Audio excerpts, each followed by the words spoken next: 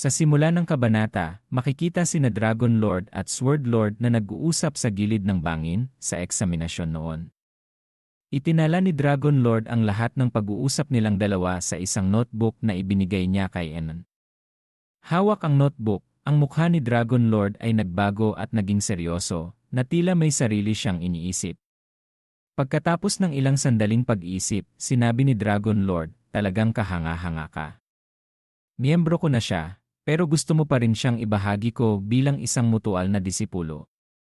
Natawa si Sword Lord nang marinig ito.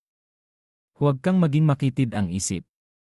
Ang panghuling layunin nito ay para sa kapakanan ni Theo, hindi ba? Hindi mo tatanggihan ang alok ko, tama ba? Sigurado ako na alam mo na naakit na ni Theo ang mga inaasahan ng iba. Ang batang iyon ay handang makipagkumpetensya sa sinuman para maging kandidato para sa posisyon ng susunod na pinuno ng angkan. Tingnan mo ang talento niya. Ang bilis ng paglago niya ay hindi pa nangyayari dati. Ibig sabihin din nito na malapit na niyang makaharap ang isang pader, isang hadlang na kinakaharap ng sinumang gustong sumulong ng higit pa kaysa sa ordinaryong tao.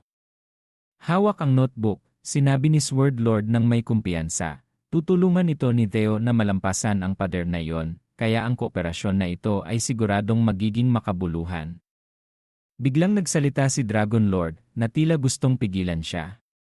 Pero ano ang mangyayari kung maging pinuno ng angkan ng Ragna si Theo? Hindi ba siya magiging kaaway ng angkan ng Chovan? Sino ang mananagot dito? Nang marinig iyon, nagulat ang mukha ni Sword Lord. Tila hindi pa naiisip ng ginang ang senaryong iyon. Nangyari na ito noon ng maraming beses. Karamihan sa mga taong mabilis lumago ay may hindi magandang kinahihinatnan. Tama. Kung maulit ang kasaysayan kay Theo Ragna, lahat ng gusto nating ituro sa kanya ay magiging isang patalim na magdadala ng pagkasira sa angkan ng Ragna. Ngumiting bahagya si Sword Lord. Nagulat mo ako, Dragon Lord. Akala ko puro magagandang bagay lang ang iniisip mo para sa kanya. Pero pagkatapos kong marinig ang takot sa iyong isip, masigurado ako ngayon kaysa dati. Nagsalita siya ng may paniniwala, "Julius, ikaw ang talagang pinakaangkop para ingatan ito. Obserbahan mo siyang mabuti. Kapag naramdaman mo na ang tamang panahon at sigurado ka sa iyong desisyon, ibigay mo sa kanya ito. Kailangan mong tiyakin na hindi siya maililigaw ng kasakiman. Kailangan niyang lumaki para maging isang tunay na Ragna na kayang pasanin ang responsibilidad ng angkan na ito." Inaalala ang mga salitang iyon, nag-alala si Dragon Lord tungkol sa pagbibigay ng libro kay Enon. Sa kabilang banda, pagkatapos matanggap ang mahalagang libro, masaya ang mukha ni Enon. Nilalang ng dalawang pinakamalalakas sa siyam na dragon ang librong ito. Nanaginip ba ako? Magiging disipulo na ako ni na Dragon Lord at Sword Lord. Sinabi niya, talaga bang karapat-dapat ako dito? Ayos lang, hindi mo kailangang maging masyadong mapagpakumbaba. Sinasabi ko lang sa iyo ito dahil sa tingin ko ay karapat-dapat ka dito. Yun lang. Yumuko si Emen at mumiti ng bahagya. Sa pag-isip nito, nakakabilis ako ng dahil sa tulong nila at wala pa akong nagagawa para makabawi. Kahit na hindi pa ako nakakagawa ng kahit anong bagay para makabawi sa kanila, patuloy pa rin nila akong tinutulungan ng walang kondisyon. Yumuko si Eman. Mula noong insidente sa Randon, tinulungan mo na ako ng maraming beses. Ipinapangako ko sa aking karangalan na babayaran ko ang iyong kabaitan balang araw. Samantala, hindi alam kung ano ang pinag-uusapan ni na Dragon Lord at Evely, pero tila pagod ang mukha niya. Inapak ni Dragon Lord ang kanyang paa sa lupa, at ang kanyang buong katawan ay naglabas ng mabigat na nakakapanlupaypay na aura. Haha, may isang paraan para makabawi ang batang yon ngayon. Habang nagsasalita siya, lumapit siya sa kanya. Halika rito at maglaban tayo. Matagal na rin mula noong nagkaroon ako ng ganito kasayang laruan. Ay hindi, isang mahusay na disipulo. Hindi ko kayang tawagin ang sarili ko na isang commander kung umupo lang ako dito, hindi ba? Hahaha, ang tunay na aralin ay nagsisimula pa lang. Nagulat si Enon. Talaga bang kailangan kong lumaban sa kanya? Sumugod siya ng may buong lakas, at umalingaw-ngaw ang tunog ng banggaan sa buong lugar. Magaling, mas mabilis pa. Sa likuran, umalis si Evelyn ng tahimik. Mabilis niyang nilock ang pinto. Mukhang binayaran na ng commander si Evely. Tulungan mo ako, Evely. Pasensya na po, young master. Ito ang utos ng commander, kaya hindi ako makakatutol. At sa gayon, nakulong si Emil sa loob ng arena buong gabi kasama ang commander. Naglaban silang dalawa hanggang sa hindi na makatayo si Enan. Nang sumunod na umaga, dumating si Evelyn at binuksan ang may tanikala na pinto. Dahan-dahan siyang pumasok, nagkasala ang mukha niya. Nanlaki ang mga mata ni Evelyn dahil sa gulat, na tila hindi niya inaasahan ito. Sa harap ni Evelyn, makikita si Enan na napakalungkot. Matapos makipaglaban kay Dragon Lord, nakaupo siya roon na parang nawala ng buhay. Young Master Deo, ayos ka lang ba? Dahan-dahan siyang lumapit sa kanya nang may nakakaaliw na boses. Sa tingin ko, sumobra ang commander sa pagkakataong ito. Sumobra lang. Mas importante, tulad ng sinabi mo noon, ikinulong ko ang pinuno sa nakaraang insidente sa bilangguan sa ilalim ng lupa. Sa wakas, may isang balita na nagpangiti sa kanya. Pero sigurado bang ayos lang na ikulong lang siya? Hindi naman siya ang tipo ng tao na ipagkakanulo ang kanyang Panginoon, kahit na ano ang gamitin nating paraan, pero hindi rin maganda na pabayaan lang siyang payapa. Ayos lang, lahat ay nasa plano ko na. Lumapit si Emen kay Evelyn at bumulong ng isang bagay na tila alam niya kung paano gagamitin ang bihag na ito. Kahit na hindi alam kung ano yon, nagulat din ang mukha ni Evelyn nang marinig ito. Paglipat ng eksena sa palasyo ng pulang bulaklak, dahan-dahang pumapasok si Eman sa lugar ng pagsasanay. Maligayang pagdating. Nagpakumbaba si Theo. Isang karangalan para sa akin na makita ka, ginang ng palasyo ng pulang bulaklak. Dahan-dahang bumaba si Sword Lord, napakagarbo. Matagal na kitang hinihintay. Natanggap mo na ba ang regalong inihanda namin ni Dragon Lord para sa'yo?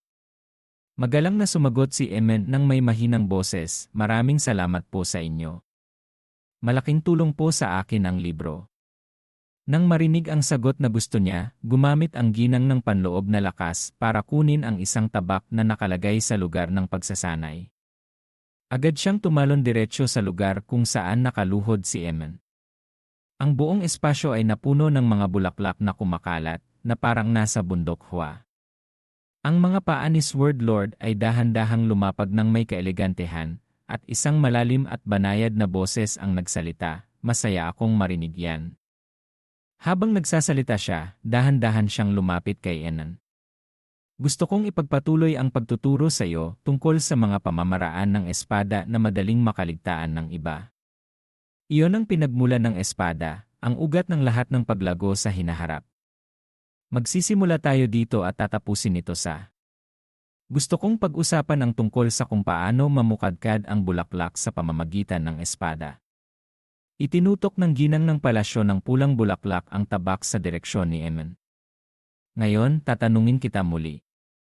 Deragna, gusto mo ba talagang maging disipulo ko, ni Sword Lord? Bago ko sagutin ang iyong tanong, maaari ba akong magtanong? Ang tinutukoy mo ba ay nagtatanong ka bilang isang Sword Master? Nagulat si Sword Lord sa sagot na yon. Oho, hindi ko inaasahan na alam mo ang sikretong alam ng kakaunting tao. Itinanim niya ang tabak sa lupa at nagsimulang magpaliwanag. Hindi ko tatanggihan yon.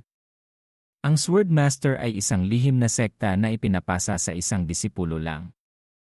Ako lang ang nagmana nito at ako ang Sword Master. Gusto mong malaman ang tunay kong motibo kung bakit gusto kitang tanggapin, tama ba? Pasensya na kung pinaparamdam ko sa iyong hindi komportable. Ayos lang, hindi kita sisihin para sa bagay na yan. Sa totoo lang, wala akong malalim na motibo. Mula sa teknolohiya na nagpapamukadkad ng Plum Blossom hanggang sa Sword Dragon Heavenly Deminor. Sa simula pa lang, balak ko na itong ipasa sa iyo.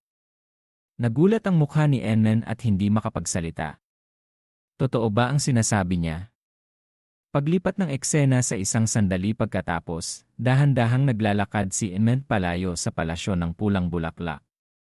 Sa magkabilang panig ng kalsada ay mga puno ng bulaklak na may eleganteng kulay rosas at napakaganda. Biglang may tumawag na boses mula sa kung saan na nagpatigil kay Emmett. Narito ka pala. May isang taong nakatayo mula sa malayo na nagsasalita sa aroganteng boses. Ikaw ang baguhan ng White Armor Dragon Knights, Deoragna, hindi ba? Lumingon si Eman. Hindi ka rin masama para hayaan kang bulihin ng mga taong ito. May problema ba? Sumimangot ang mukha ng kapitan. Ganito ka ba sumagot? Wala ka bang balak na magbigay ng isang magalang na pagbati? Ngayon na ikaw ay isang tao na mula sa palasyo ng pulang bulaklak, isang disipulo sa ilalim ni Sword Lord, dapat alam mo kung paano gumalang sa mga nakatatanda kahit kaunti, hindi ba? Nang marinig iyon, umiti si Emmett ng may panunuya. Akala ko kung anong malaking bagay, pero ito pala ay isang isyu lang ng pag-ugali para protektahan ang kaunting karangalan nyo. Mga nakatatanda. Hindi ka naman nakatataas sa akin, kaya bakit ko kayo gagalangin? Ano? Galit na galit niyang sinabi matapos siyang asarin ni Emmett. Ano? Hindi kami nakatataas sa'yo. Disipulo ka na ng ginang ng palasyo ng pulang bulaklak. Hindi ka ba nakababata sa amin? Tumigil si Eman. Tila nawala na siya ng pasensya sa mga bobo na ito. Mukhang may maling akala kayo tungkol sa isang bagay. Ang imbitasyon na maging disipulo ni Sword Lord tinanggihan ko. Nang marinig iyon, nagulat ang mukha ng nakatataas. Tinanggihan niya. Paano mangyayari yon? Ang desisyon ba na tanggihan ang imbitasyon ni Sword Lord ang magiging turning point para dalhin si Deoragna sa tuktok ng kaluwalhatian, o ito ba ang simula ng isang hindi maiiwasang trahedya?